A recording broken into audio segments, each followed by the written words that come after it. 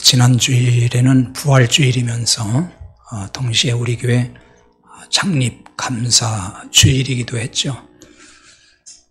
매년 이렇게 이제 겹치게 돼요. 우리 교회 창립일이 부활주일이었기 때문에 부활주일과 창립 기념주일이 해마다 겹치게 됩니다.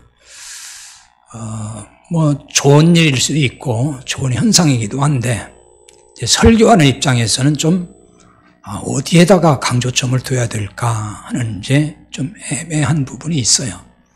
부활주일이니까 부활을 주제로 해서 설교를 또 해야 될 필요도 있고, 또 창립 기념주일이니까 교회를 주제로 한 설교도 또 해야 될 필요성도 느끼고, 어디에다 맞춰야 될까 하는 그 어려움이 좀 사실은 있습니다. 창립 기념주일이면 보통 이제 교회를 주자로 해서 우리가 같이 생각해야 될 문제가 참 많거든요. 그래서 오늘은 4월 이제 앞으로 오늘부터 하면 세 주일이고 다음 주부터 이제 2주일이 더 남았는데, 성경이 보여주는 교회 문제를 좀 살펴보려고 합니다. 오늘은 왜 교회는 분열할까, 이런 주제를 가지고 말씀을 좀 나누려고 하는데요. 교회 하나됨을 위해서는 교회가 왜 분열하는지에 대해서 그 본질을 잘 이해를 하고 알아야만이 된다는 거죠. 그래야 교회 하나됨을 또 지켜나갈 수 있는 방법을 또 그 길을 찾을 수가 있는 것입니다. 이제 종종 이런 질문을 받을 때가 있죠. 여러분도 그런 질문을 받아봤을 것입니다. 왜 이렇게 교회는 교파가 많습니까? 그런 얘기 들어보셨죠? 교회가 왜 이렇게 교파가 많냐는 거예요. 파가 많다. 가톨릭 같으면 그냥 하나인데 왜 기독교는 그렇게 교파가 많습니까? 그러면서 또 하는 말이, 아니 교회는 늘 예수님의 사랑을 전하고 사랑을 많이 말하면서 왜 교회에서 자꾸들 싸우고 분열이 되는 겁니까? 또 이런 질문을 한단 말이죠. 그럴 때 아마 답을 뭐라고 했습니까? 여러 가지 답을 할 수도 있겠지만은 또 한편 생각하면은 무슨 얘기로 여기에 대해 답을 해야 될까? 좀 막연해질 때도 있을 것 같아요. 자, 이런 질문에 대해서 한 번의 설교를 통해서 다 해소한다는 것은 사실상 어려운 일이죠. 그런 답을 다 줄 수도 없고요. 제한된 시간에 그런 얘기를 다 풀어낼 수는 없습니다. 그렇지만 오늘 본문을 통해서 일부이긴 하지만은 제한된 어떤 답이 되긴 하지만은 그 답을 오늘 본문에서 좀 본질적으로 찾는 시간이 되었으면 좋겠습니다. 어느 시대나 교회 안에서 갈등과 분열이 있었습니다. 다른 나라 교회는 제쳐두고라도 한국 교회만 봐도 누구나 다 아는 사실이에요. 한국 교회만큼 분열이 심한 그런 나라도 별로 없을 거예요. 엄청난 분열이 왔거든요. 또 이것은 끝난 것도 아니에요. 지금도 이런 현상은 교회마다 혹은 교파마다 정도의 차이지만 진행형입니다. 갈등과 분열이 진행형이에요. 차이가 조금 다를 뿐, 정도의 차이만 있을 뿐이지, 개교회 안에도 그런 게 있고 한국 교계 안에 교파마다 또 이런 게 늘 항상 보면 내재되어 있는 걸 알 수가 있습니다. 왜 이런 안타까운 일이 끊임없이 발생하는 것일까요? 일치와 하나됨을 외치는 사람도 참 많아요. 교회가 하나 되어야 됩니다. 우리 기독교가 하나 되어야 됩니다. 교회가 연합합시다. 이렇게 주장하는 사람도 끊임없이 있고, 그런 사람들이 기독교 역사에서 계속 있었습니다. 지금도 있습니다. 개교에서도 마찬가지거든요. 개교에서도 교회가 하나 되어야 되는데, 교회가 사랑으로 똘똘 뭉쳐야 되는데, 왜 교회가 늘 이렇게 시끄럽고 왜 갈등이 있고 왜 자꾸 분열이 되고 이러는가 안타까워서 그런 얘기하는 사람들 많이 있잖아요. 그럼에도 불구하고 계속 교회는 갈등이 늘 있고 또 분열도 자꾸 된다는 거예요. 그 이유가 도대체 뭐냐는 거죠. 자, 오늘 본문에서 한번 찾아봤으면 좋겠어요. 오늘 본문의 배경이 되는 에베소 교회도 갈등과 분열이 있었습니다. 오늘 읽은 말씀을 얼마만큼 집중해서 같이 읽었는지 모르겠습니다만은 집중해서 잘 읽어보면은 금방 느낄 수 있는 게 많아요. 에베소 교회에도 갈등이 있었구나. 또 분열도 있었구나. 이거를 금방 느낄 수가 있어요. 에베소 교회 갈등과 분열은 유대인과 이방인이라는 특별한 관계에서 나왔습니다. 유대인과 이방인은 뿌리 깊은 반목과 갈등이 상존하죠. 그럼에도 이 두 그룹에서 예수를 믿고 교회에 들어온 자들이 있었습니다. 유대인도 기독교의 복음을 듣고 개종한 거죠. 그래서 교회에 들어오고 또 이방인들 중에서도 또 복음을 듣고 교회에 들어왔어요. 그래서 교회 안에, 초대교회 안에서는 유대인도 있고 이방인도 있어요. 함께 있는 거죠. 유대인들이 늘 어느 교회나 있었던 이유는 나라가 망하면서 흩어진 유대인들이 많았던 거예요. 디아스포라라고 하는 유대인들이 이방, 사방 그 도시마다 많이 살았어요. 거기 가서 사도들이, 전도자들이 복음 전하면은 유대인들도 복음을 듣고 교회에 들어오고 또 그 지역의 이방인들이 복음 듣고 교회에 들어오니까 같은 공동체 안에 유대인과 이방인이 같이 있었던 겁니다.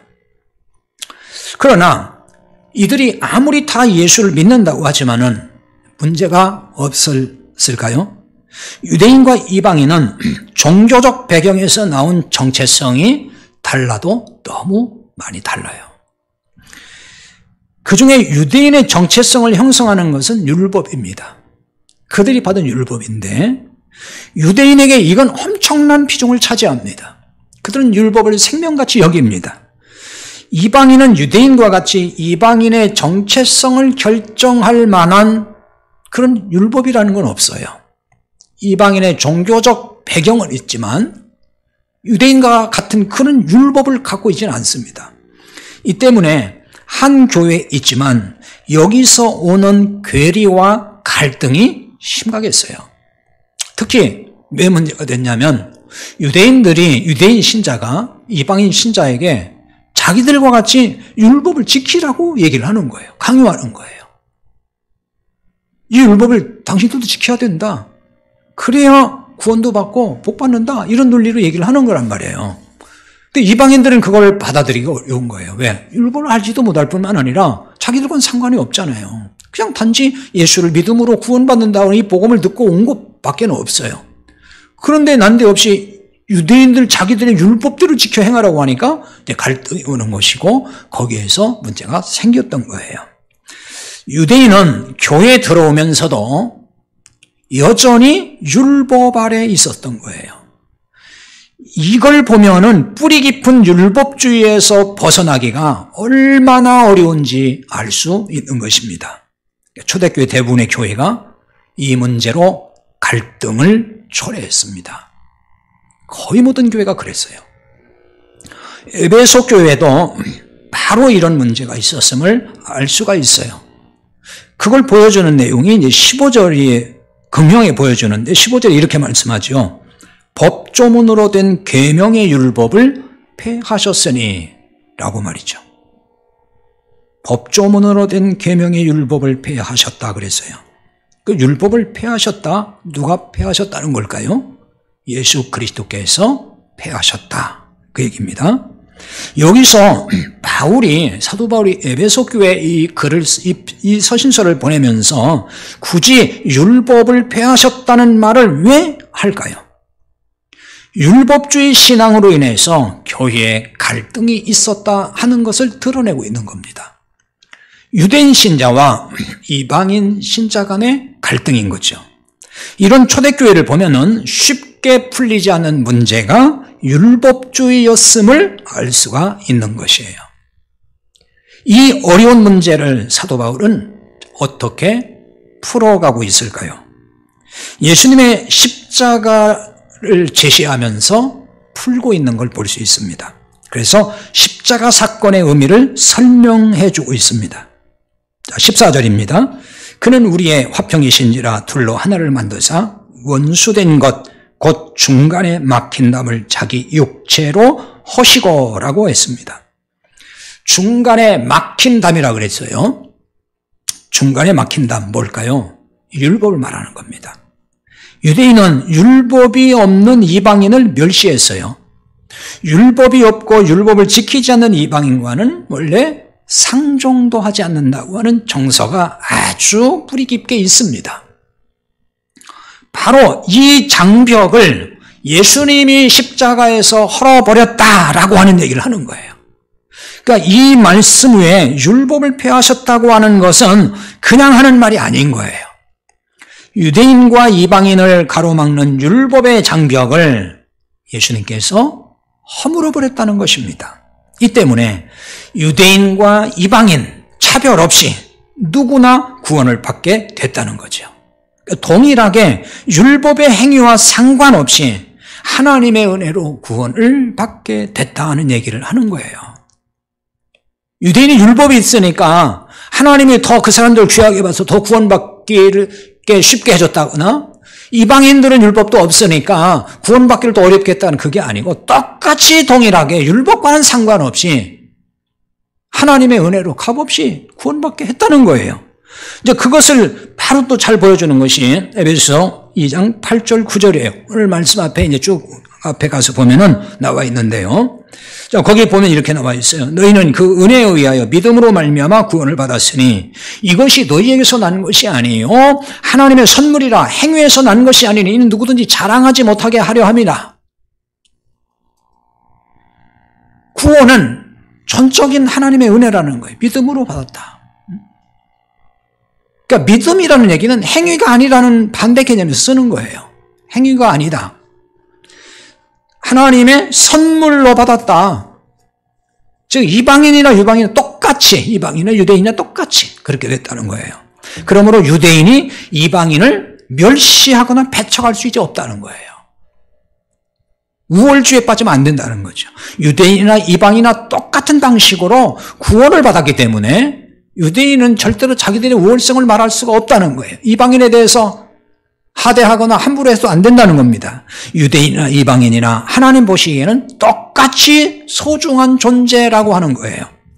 자, 그렇다고 이방인이 그러면은 유대인 앞에서 우쭐대거나 교만할 수 있느냐? 그래도 안 된다는 거죠. 그래서 이방인에게 예수 믿기 이전의 상태를 생각해봐라.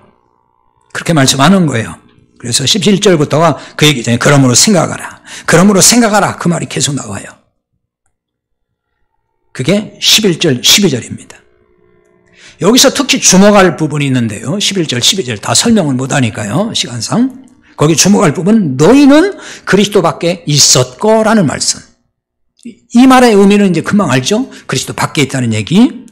그리고 세상에서 소망이 없고 하나님이 없는 자였다라고 했어요. 바로 이 부분이 중요한 부분이에요. 예수 믿기 전에 상태가 바로 이러했다는 얘기죠. 이건 우리도 마찬가지죠. 구원받기 이전에 이런 사람이었습니다. 그러니까 세상에서 소망이 없었다는 말, 어떤 뜻일까요? 부자 될 수가 없었다는 뜻일까요? 성공할 소망이 없었다 뭐 그런 뜻일까요? 2000년 전에 신분제도가 있으니까 뭐 신분에 따라서 그럴 가능성이 있을 거예요. 없는 건 아니에요. 그러나 여기서는 그런 뜻이 아니에요. 세상에서 잘 될 수 있다는 소망이 전혀 없이 살았는데 예수를 믿고 하나님이 복을 주셔서 세상에서 잘 될 수 있다는 소망이 생겼다는 뜻인가? 그 얘기도 아니에요. 그 얘기를 하는 게 아니에요, 지금. 자, 그렇지 않다는 것을 이 말씀에 바로 이어지는 13절을 보면 알 수가 있어요. 13절이 뭐라고 했죠? 이제는 전에 멀리 있던 너희가 그리스도 예수 안에서 그리스도의 피로 가까워졌느니라고 했습니다. 이 세상에서 소망이 없이 하나님이 없는 자였다 그랬어요. 그러나 이제는 하나님과 가까워졌다는 말씀이에요. 이것은 어떤 소망이겠습니까? 구원의 소망, 하늘의 소망을 말하는 거예요. 베드로전서 1장 3절 4절에 보면은 이런 말씀이 있어요. 그의 많으신 긍휼대로 예수 그리스도를 죽은 자 가운데서 부활하게 하심으로 말미암아 우리를 거듭나게 하사 산 소망이 있게 하시며 더럽지 않고 썩지 않고 쇠하지 아니하는 유업을 잊게 하시나니 곧 너희를 위하여 하늘에 간직하신 것이라고 했습니다. 우리를 거듭나게 하사 산 소망이 있게 하시고, 이 산 소망은 살아있는 소망이라는 거예요. 죽은 소망이 아니라는 거예요. 왜 굳이 이런 표현을 쓸까요? 이 세상에서 가지고 있는 소망은 그건 산 소망이 아니라는 거예요. 죽은 소망이라는 것입니다. 자, 한번 생각을 해봅시다. 1세기 동안의 기독교, 뭐 3세기까지도 그랬지만 1세기는 더 심했어요. 박해가 심했어요. 엄청나게 핍박을 받고 예수 믿는 것은 정말 힘든 일이었습니다. 생명을 걸어야 됐어요. 물론 기독교 역사, 2000년 역사 가운데에서 시대마다 박해자가 있었고 핍박자가 늘 있었지만 1세기 동안은 정말 어려웠던, 그리스도인으로 살기가 너무 힘들었던 시대였습니다. 그러니까 이때는 예수를 믿으면 세상에서 가질 수 있는 소망이 다 사라져요. 이때는 그런 때예요. 뭐 부자가 되고 성공하고 출세할 가능성이 예수 믿음으로 그게 높아지는 게 아니라 아주 희박해지고 아예 없어지고 그랬단 말이에요. 지금은 뭐 그런 건 없잖아요. 지금 예수 믿고 안 믿는 거 아무 상관없이 이 땅에서 다 열심히 살고 노력하면은 뭐 자기 나름대로 소망을 가지고 살잖아요. 이때는 예수 믿는다는 이유 하나 때문에 이 세상 소망은 다 포기해야 되는 이런 상황까지 갔던 거예요. 오늘 본문을 비롯해서 성경 전체가 말하는 소망, 성경에서 소망을 많이 말하잖아요. 그 소망은 이 세상 소망을 말하는 게 아니에요. 성경 여러분 잘 자세히 한번 보세요. 그런 소망을 얘기하는 게 아니에요. 그러니까 이 땅에서 잘 되는 소망을 말하지 않는다는 거예요. 그런 소망을 가지라고 성경은 말하지 않아요. 로마서 8장 24절에 보면은 이런 말씀이 있어요. 우리가 소망으로 구원을 얻었음에 보이는 소망이 아니니 보는 걸 누가 바라리요? 우리가 소망으로 구원을 얻었다 그랬어요. 그럼 이 소망이 뭘까요? 이 소망은 예수 그리스도를 말하는 거예요. 그것은 골로새서 1장 27절에서 말씀을 해요. 이 비밀은 너희 안에 계신 그리스도니 곧 영광의 소망이니라. 그리스도가 영광의 소망이라는 거예요. 그러니까 이 소망으로 구원받았다는 얘기는 소망이신 예수 그리스도를 믿음으로 구원받았다. 그 얘기하는 거예요. 그러면서 하는 말씀이 뭐냐면 보이는 소망이 아니다 그랬어요. 그 보이는 소망이 뭘까요? 세상 소망을 말하는 거예요. 이 세상 소망은 걔는 소망이 아니라는 거예요. 성경은 적어도 그렇게 규정을 해버려요. 왜 그럴까요? 이 세상 것은 다 사라질 것이기 때문에 그런 거예요. 없어질 것, 멸망될 것이기 때문에. 참 소망은 그래서 하늘의 소망, 하나님께 대한 소망이라는 거예요. 그래서 성경은 줄곧 보이는 이 세상 것에 소망 두지 말고 하나님께 소망 둬라, 하늘의 소망을 둬라 이렇게 말씀하는 거예요. 그런데 대부분은 소망을 가지라고 할 때에 이 땅에 소망을 두고 말할 때가 참 많아요. 이 땅에 소망을 자꾸 갖게 만들어요. 그래서 뭐라고 하죠? 예수 믿으면은 만사가 형통하다, 잘 된다, 믿고 기도하면은 하나님이 응답해줘서 다 형통하게 된다. 그러니 힘내십시오, 소망을 가지십시오. 이렇게 설교 많이 하죠. 오늘 제가 이런 식의 설교를 하면은 단박에 아마도 끝나고 나면 오늘 은혜 됐습니다, 위로가 됐습니다, 오늘 힘을 얻었습니다, 이런 반응이 나올 거란 말이에요.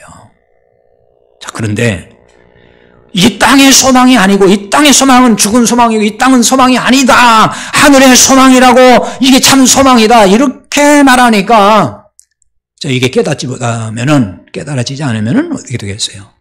힘이 빠지죠.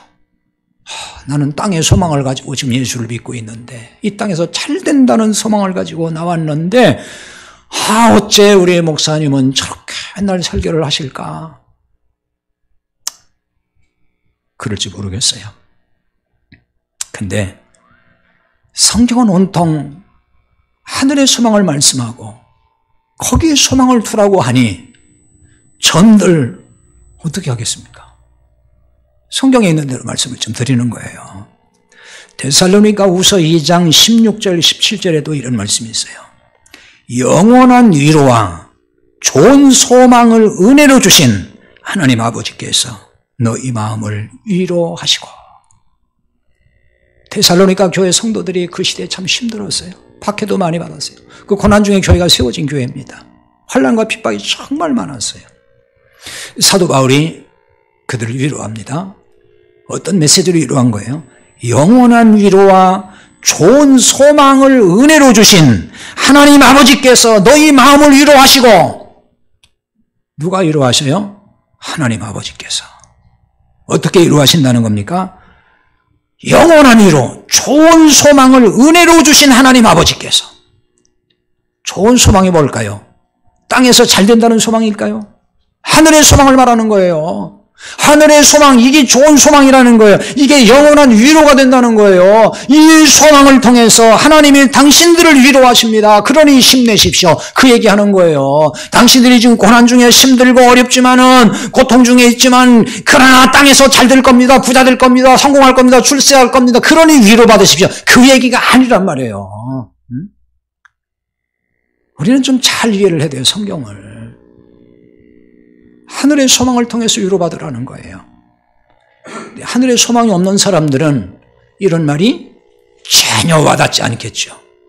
무슨 소리냐고. 땅에서 잘 되어 위로가 되지 무슨 하늘의 소망이 뭐 그렇게 위로가 되냐. 아마 그런 반응을 보일 것 같아요. 그러겠죠?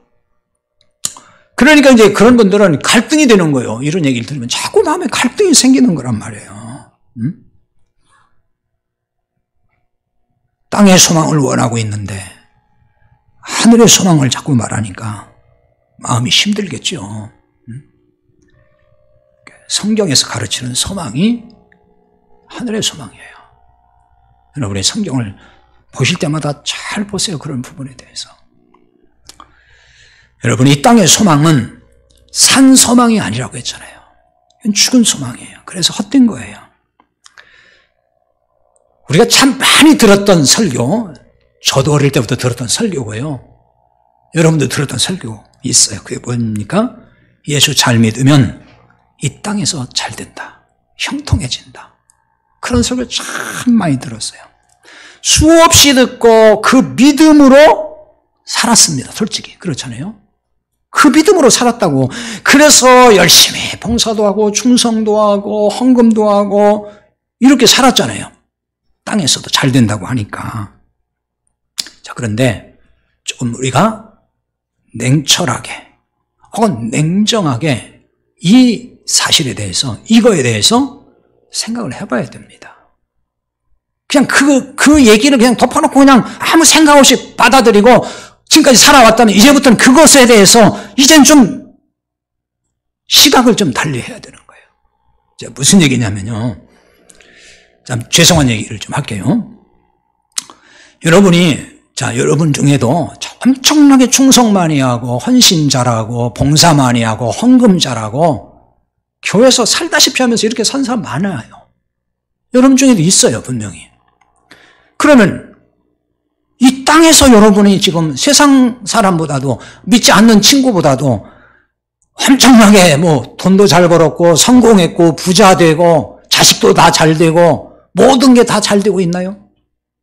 물론 그렇게 말할 사람도 있겠죠. 나는 그렇게 됐어요. 그런 사람도 있겠지만, 그러나 우리 교회 성도들도 제가 이렇게 보고 주변에서 제가 아는 사람들 정말 평생을 수고하고 헌신했고 가난한 중에도 헌금을 그냥 아낌없이 드렸고 이런 분들 많아요.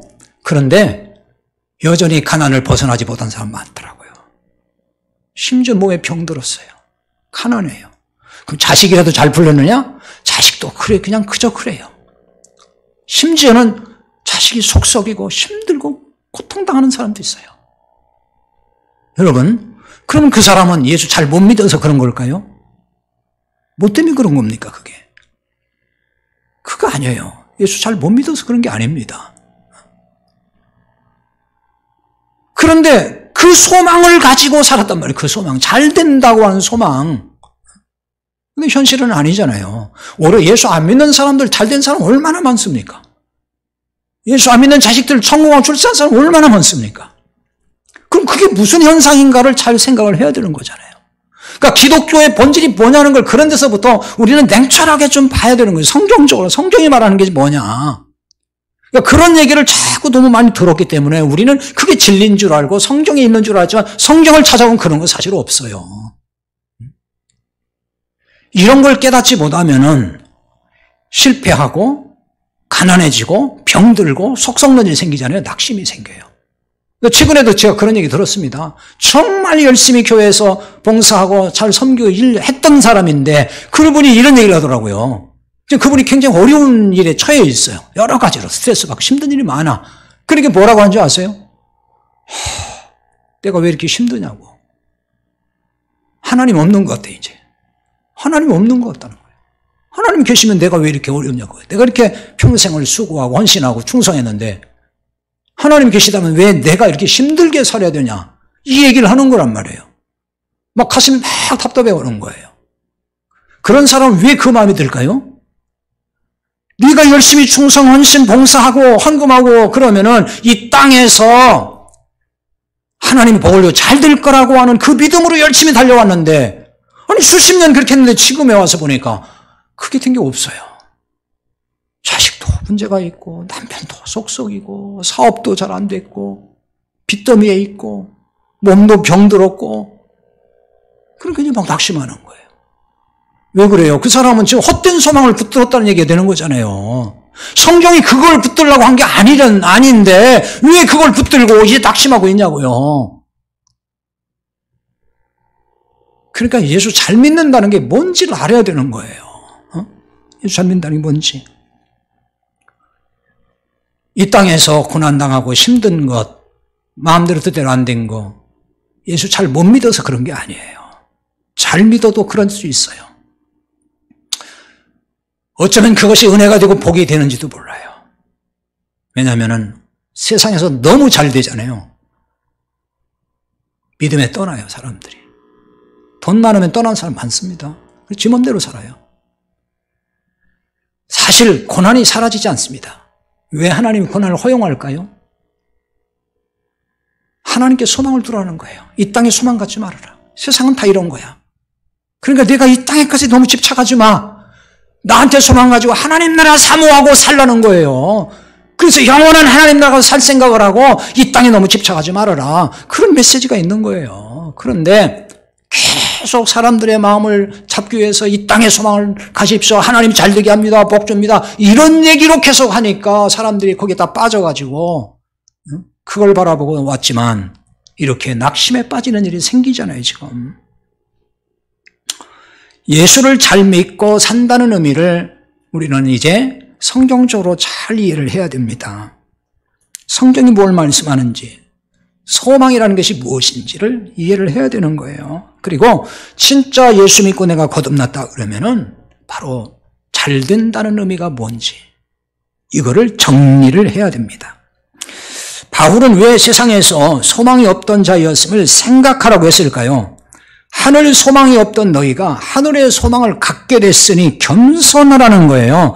그러니까 하늘의 소망이 있다는 게 무엇보다 큰 복을 받았다는 거예요. 그 얘기를 하는 겁니다. 이 엄청난 복을 은혜로 값없이 받았으니 좀 겸손하라는 거예요. 겸손해야 된다. 이 은혜를 잘 모르면은 자기 의의가 나와요, 항상. 자기 의의가 나오고 이제 그게 교만으로 작동을 하죠. 교회 갈등을 깊이 들여다보면은 이런 교만에서 비롯될 때가 많습니다. 교회 갈등, 분열이 다 어디서 온 줄 아십니까?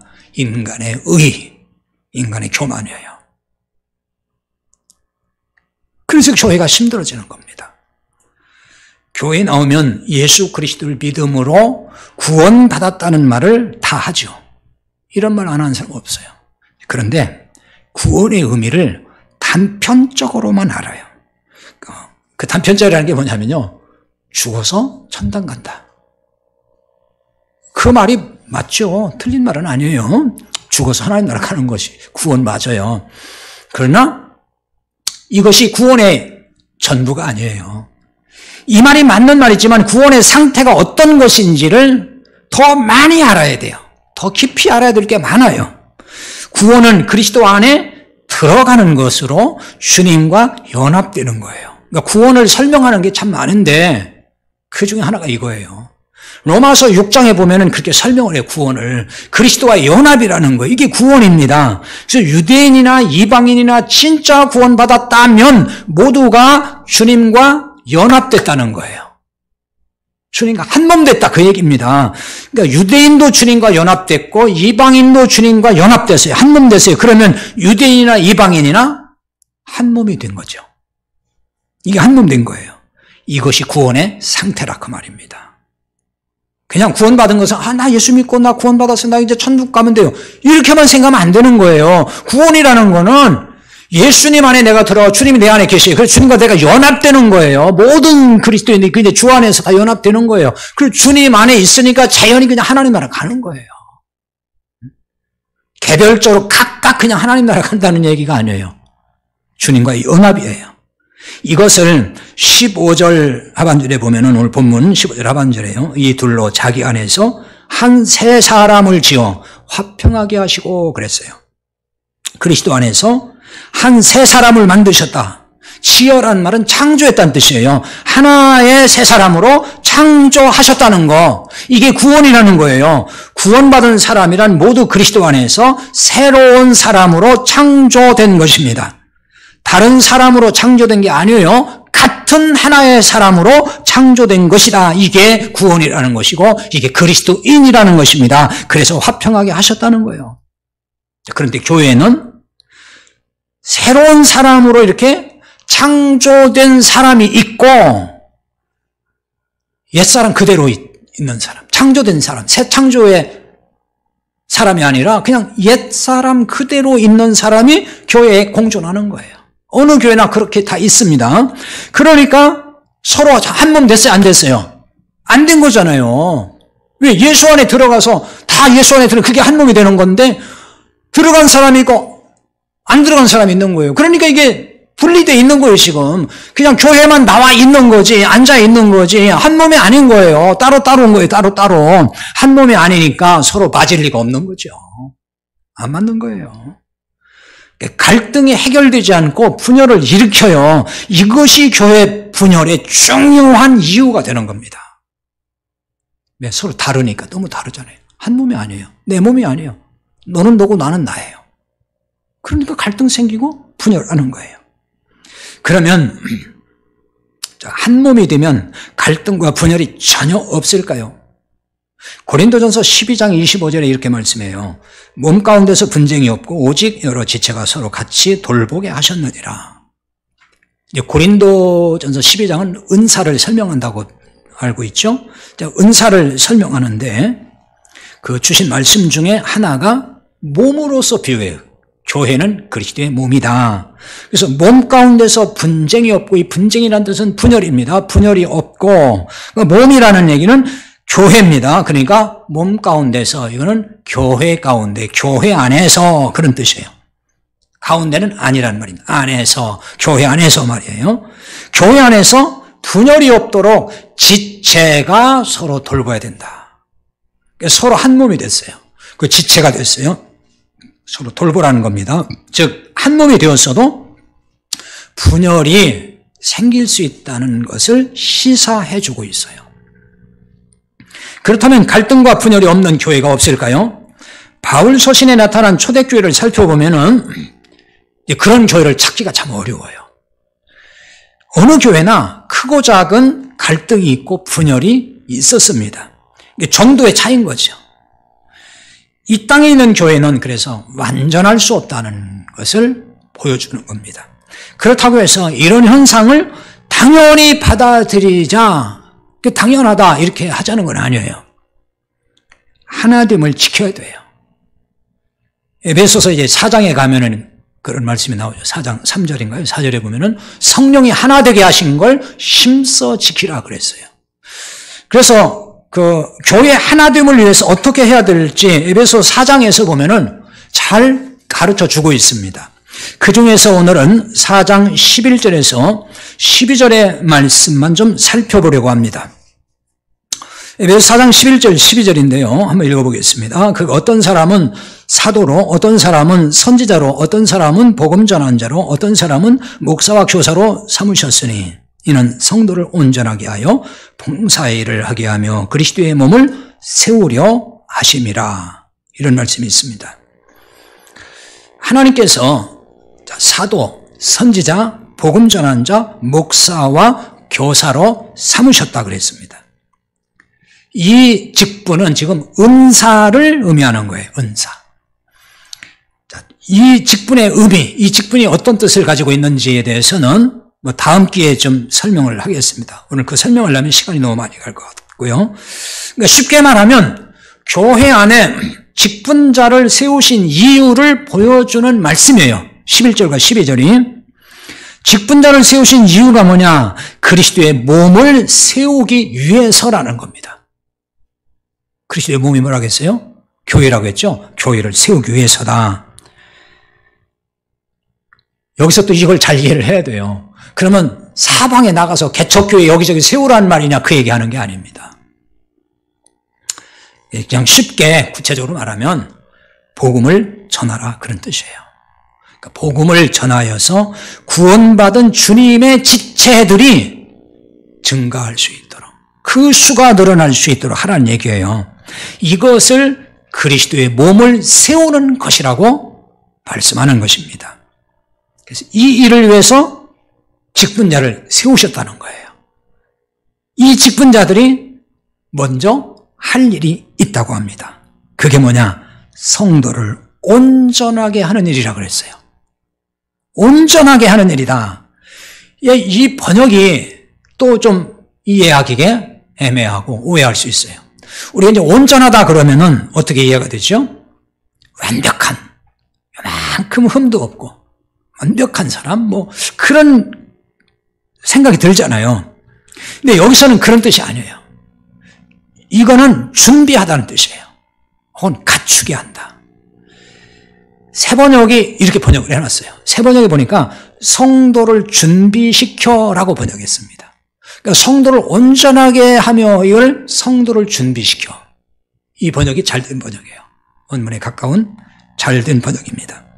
그럼 무엇을 준비시키라는 걸까요? 봉사의 일을 하게 하며 그랬어요. 성도들이 봉사하도록 준비시키라는 것입니다. 자, 봉사라는 말도 역시 이해를 잘 해야 됩니다. 지난주 설교에서 간단히 설명을 한 것 같긴 한데요. 주로 우리가 이제 그 집사라는 말을 많이 알잖아요. 그 집사로 번역된 말이에요. 디아코니아라는 말인데, 섬긴다, 집사. 근데 이게 사명으로 또 번역을 해요. 사명. 지난주에 소개했던 사도행전 20장 24절에 사도 바울의 고백이 있죠. 주 예수께 받은 사명, 곧 하나님의 은혜의 복음을 증언하는 일을 마치려 하면은 이런 고백을 했어요. 내 생명도 조금도 아까워하지 않는다. 주님께 받은 사명이라고 했죠. 그 사명이 이게 봉사라는 단어예요. 같은 단어입니다. 그러니까 이 주님께 받은 봉사의 일이 하나님의 은혜의 복음을 증언하는 거라고 했어요. 그러니까 여기서 지금 봉사의 일이란 결국 무슨 얘기를 하는 거냐면 복음을 증언하는 일, 그걸 뜻하는 겁니다. 그 일을 위해서 준비시켜라는 거예요. 그 일을 잘 하도록 성도들이 이 일을 하도록 준비시키라. 그래서 교회 리더를 세워가지고 그들을 통해서 그 일을 준비하라는 얘기입니다. 이거를 교회 안에서 어떤 일에 봉사하도록 준비시키라 그런 뜻이 아닌 거예요. 물론 이제 교회 안에서도 해야 될 봉사일이 있죠. 그것도 물론 잘 준비시켜서 할 필요는 있어요. 그러나 적어도 본문에서 말씀하는 거는 교회 안에서 어떤 봉사 잘 하도록 준비시켜라 그 얘기를 하는 게 아니라 복음 전하는 일을 잘 할 수 있도록 준비시켜라 그 얘기를 하는 겁니다. 복음을 전할 수 있도록 준비시킨다는 것은 결국 복음을 잘 알게 해주는 것이 되는 거예요. 왜 그렇죠? 복음을 잘 모르면 복음을 잘 증거할 수 있을까요? 증거할 수가 없어요. 복음을 나도 모르는데 어떻게 증거를 하겠습니까? 과거에 이제 소위 전도 열풍이 불고 막 경쟁적으로 전도 내보내 이럴 때 있었잖아요. 교회가 한때. 지금은 그런 것도 사라졌습니다만은. 근데 나가서 전도하라고 하면은 뭐라고 했냐면은 복음을 말한 게 아니에요. 저도 복음에 대해서 명확하게 이해가 안 됐을 때는 성도들에게 그렇게 훈련시켜 내보냈던 적도 있어요. 지금 생각하면 참 부끄럽기 짝이 없어요. 뭐냐면은 자 나가서 교회를 자랑하게 만들어요. 우리 교회는 이렇게 좋은 교회니까 우리 교회 와봐. 큰 교회 같은 경우 대형 교회 뭐 규모가 있는 교회들은 자기 교회 시설 자랑도 하잖아요. 우리 교회 오면은 모든 시설이 참 잘 돼 있다. 애기 엄마가 와도 얼마나 좋은지 모른다. 뭐 이런 거. 그 다음에 이제 프로그램 자랑하지, 프로그램. 우리 교회는 뭐 각종 뭐 연령대별로 맞춤식 기독교 교육 프로그램도 있고 성경 교육 프로그램도 있고 뭣도 있고 뭣도 이런 얘기 한단 말이에요. 또 나아가서 우리 목사님 참 훌륭하다고 뭐 이런 자랑도 하고 이렇게 하죠요. 그럼 그게 복음입니까? 그건 복음은 아니에요. 물론 우리가 전도하는 과정에서 뭐 그런 얘기 할 수 있다고 봐요. 또 그런 것도 효과를 볼 수 있겠죠. 그러나 그것이 복음은 아니에요. 그런데 복음 전하라고 내보내니까 그 얘기만 하고 돌아와요. 그래서 그나마 다행히 이제 교회에 왔어요. 그러면 교회에서라도 복음의 본질을 제대로 좀 알려주고 교육도 시키고 훈련시키면, 즉 복음을 제대로 알게 해주면 그건 좋은데 교회 오면은 복음을 알려주는 게 아니고 교회 생활을 어떻게 잘 해야 되는지, 어떻게 헌금을 하는 건지, 어떻게 예배를 드리는지, 어떻게 충성을 해야 되는 건지, 또 그래야 복을 받는다는 식의 이런 얘기만 주로 해준단 말이에요.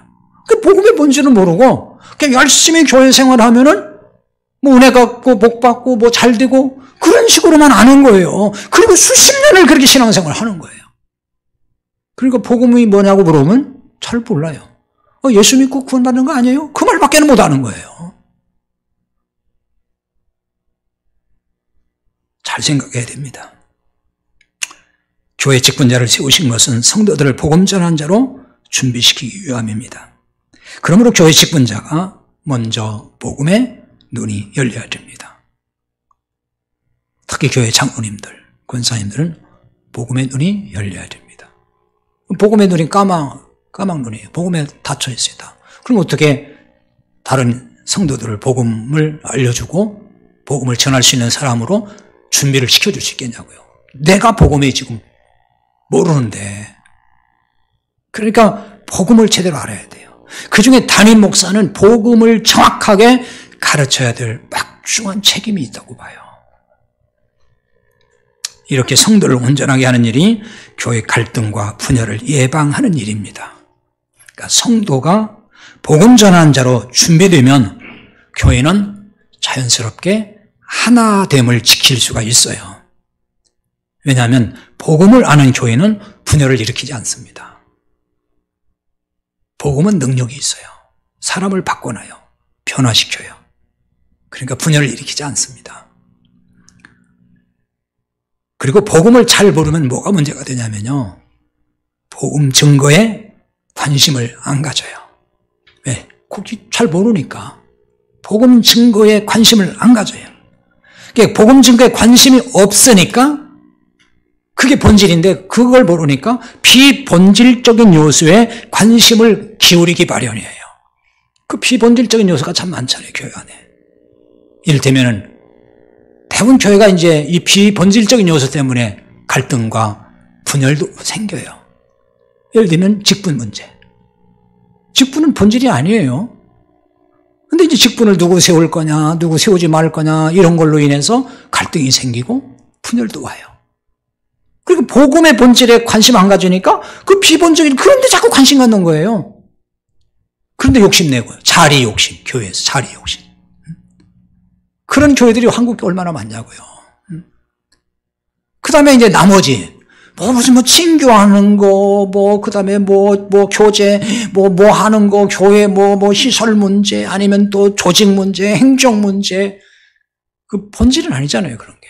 근데 이런 걸로 의견 충돌이 생겨가지고, 그냥 갈등 생기고, 그것 때문에 또 분열되고, 이런 것들. 사실 그런 것들은 다 사소한 것들이에요.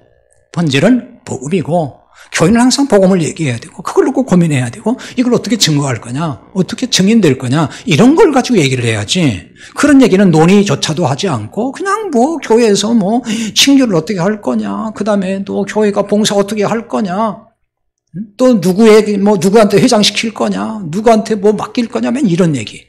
그걸로 막 충돌 생기고. 이거는 복음에서 멀어져 있다 하는 얘기입니다.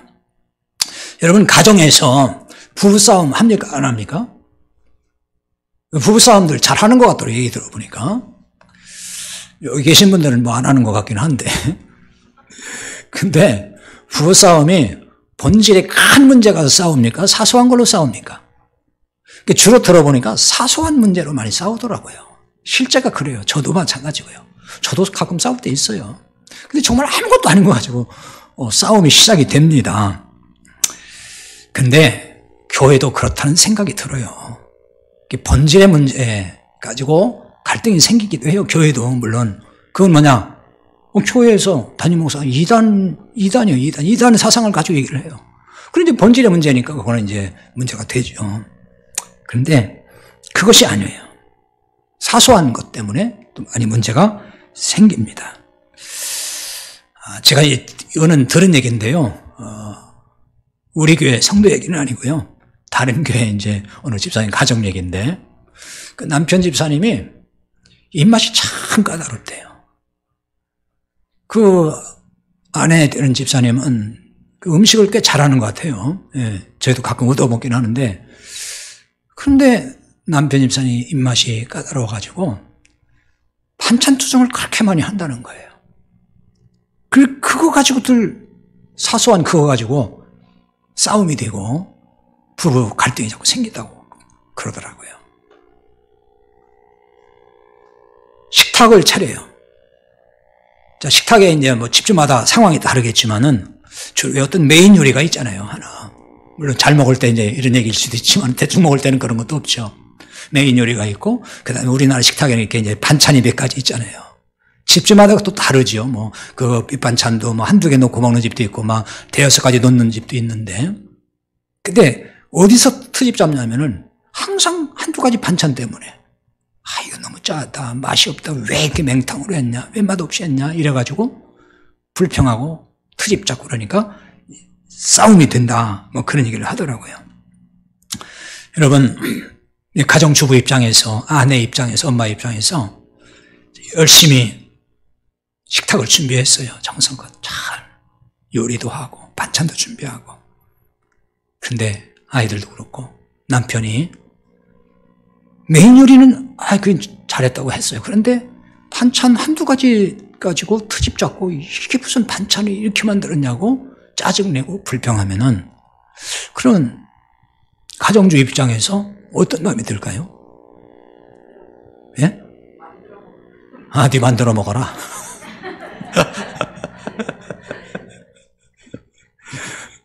여러분, 제가 왜 이런 얘기 하는지 아십니까? 설교자도 마찬가지예요. 설교자는 어떤 사람이냐면은 영적인 양식을 식탁에 차려놓는 사람과 같은 거예요. 성도들이 공급하는 거죠. 그런 서비스를 하는 사람인 거예요. 자, 그런데 반찬이 맛없다고 자꾸 투정을 부리고, 이건 맛이 없다고. 계속 그러면은 목사도 참 힘든 거예요. 그렇게 되면은. 식탁에, 영적 식탁의 메인 요리가 뭘까요? 그거는 복음입니다. 복음. 그러니까 복음이라고 하는 메인 요리, 이게 제일 중요한 거예요. 자, 그런데 한두 가지 반찬이 맛이 없다고 투정을 해요. 그러면 그게 참 힘들어지는 거죠. 자, 한두 가지 맛이 없다고 해서 메인 요리 자체를 거부하면 그건 어리석은 거예요. 한두 가지 맛이 없어도 아이고 그래도 이 중요한 게 있으니까 이거 먹자, 이걸로 만족하자 그러면 되는데 다른 반찬 맛없다고 나 다 안 먹어 이제, 이런 것은 어리석은 것이 되는 거죠. 그러니까 메인 요리가 복음이라면은 그 복음을 설명하기 위해서 이런 얘기 저런 얘기 좀 하잖아요. 그 주변적인 얘기, 그게 이제 반찬과 같은 거예요, 사실은. 근데 그게 듣는 사람에 따라서는 맛이 없는 얘기가 될 수도 있어요. 재미도 없고. 제가 설교자로서 복음의 본질에서 벗어난 설교를 하거나 정말 맞지 않는, 너무 말이 안 되는 얘기를 성경을 억지로 풀어가지고 이상한 소리 한다 그러면은 여러분은 가차없이 문제 제기를 해야 됩니다. 그럼 가만히 있으면 안 돼요. 하지만 본질의 문제가 아닌 소위 반찬에 해당되는 것이라면은 좀 맛이 없어도 양해를 해줬으면 좋겠다는 생각이 들고, 그 양해를 제가 좀 부탁을 드리고 싶어요. 입맛에 좀 안 맞아도 요리 솜씨가, 우리 목사는 요리 솜씨가 저 정도밖에 안 되는가 보구나 하고서 이렇게 이해를 해 주시라 그 말이에요. 이게 그렇다고 제가 이제 반찬을 항상 맛없게만 하려고 한다는 얘기가 아니라, 저는 나름대로 맛있게 하려고 노력은 하겠지만 모두의 입맛에 맞추기라는 참 쉽지 않은 거예요. 여러분, 같은 설교를 듣고도 어떤 사람은 맛있게 먹었다고 하는데 어떤 사람은 짜증내요. 그러면 저는 어디에다 맞춰야 될까요? 그러니까 모든 사람의 입맛에 맞춘다는 것은 불가능해요. 저는 그럴 능력이 없습니다. 그러니까 이렇게 하시면 되는 거예요. 맛이 없으면 그 본질이 아닌 거니까, 본질의 복음의 본질은 그거는 꼭 붙들어야 되고, 그냥 나머지 별로 맛없는 얘기는 그냥 안 먹으면 돼요. 그냥 먹지 마세요. 그것이 맛없다고 복음의 본질까지 배쳐가지 말라는 거예요. 그거는 반드시 먹어야 되고, 그것은 내가 붙들어야만 되는 것입니다. 그래서 우리는 다 누구냐면은 한 식탁에서 영혼의 밥을 먹는 식구입니다. 그게 가족이라고 하잖아요. 오늘 19절 하반절에 보면은 하나님의 권속이라는 말이 나와요. 구원받은 사람 모두 하나님의 가족입니다. 하나님의 가족. 한 식탁에서 영혼의 영적 밥을 먹는 식구란 말이죠. 그러니까 맛없는 밥은 먹지 않아도, 맛없는 반찬은 먹지 않아도 괜찮아요. 그러나 본질만큼은 절대로 버려서도 안 되고 붙잡아야 된다. 그래서 이제부터는 은혜 복음이라고 하는 이 본질에 집중하면 좋겠어요. 다른 것이 아니에요. 여기 우리가 집중해야 돼요. 나아가서 이 복음 안에서 하나됨을 지켜 우리 영혼 살리는 일을 감당할 수 있는 우리 공동체가 되기를 바랍니다. 우리 기도합시다. 우리 함께 기도하겠습니다. 오늘 말씀 기억하고